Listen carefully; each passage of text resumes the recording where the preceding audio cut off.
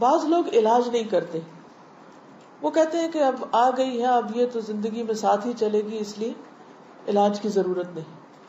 جبکہ علاج کرانا اور علاج کے لیے بھاگ دوڑ کرنا یہ بھی مسنون ہے، یہ بھی اللہ کا حکم ہے. ایک انصاری صحابی سے مروی ہے کہ ایک مرتبہ رسول اللہ صلی اللہ علیہ وسلم ایک شخص کی عیادت کے لیے تشریف لے گئے، بیمار پرسی کے لیے، جو زخمی ہو گیا تھا. نبی صلی اللہ علیہ وسلم نے فرمایا بنو فلاں کے طبیب کو بلا کر اسے دکھاؤ. لوگوں نے اسے بلایا تو وہ آیا. لوگ کہنے لگے یا رسول اللہ صلی اللہ علیہ وسلم کیا علاج اسے کچھ فائدہ دے سکتا ہے؟ یعنی اس کو اتنے زخم آئے ہوئے ہیں، کوئی فائدہ ہے علاج کرانے کا؟ کیونکہ سب سے پہلا وسوسہ شیطان کیا ڈالتا ہے کہ تم ٹھیک نہیں ہونے کی. اور اس طرح وہ سائیکولوجیکل افیکٹ ایسا ہوتا ہے کہ انسان ہمت ہی نہیں کرتا کہ وہ پازیٹو سوچ سوچے اور وہ اس سے باہر نکلنے کی کوشش کرے. نبی صلی اللہ علیہ وسلم نے فرمایا سبحان اللہ، اللہ نے زمین میں کوئی ایسی بیماری نہیں اتاری جس کی شفا نہ رکھی.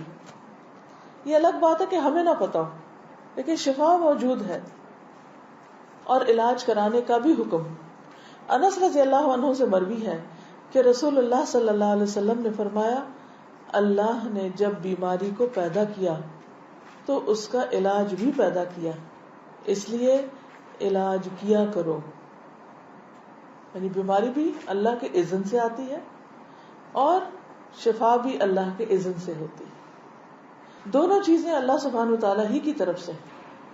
لہذا ہمیں اگر اللہ کے اذن سے بیماری آئی ہے تو اللہ کے اذن سے شفا کو دعوت دینی چاہیے کہ اللہ تو مجھے شفا دے. دعا بھی کرے اور دوا بھی کرے.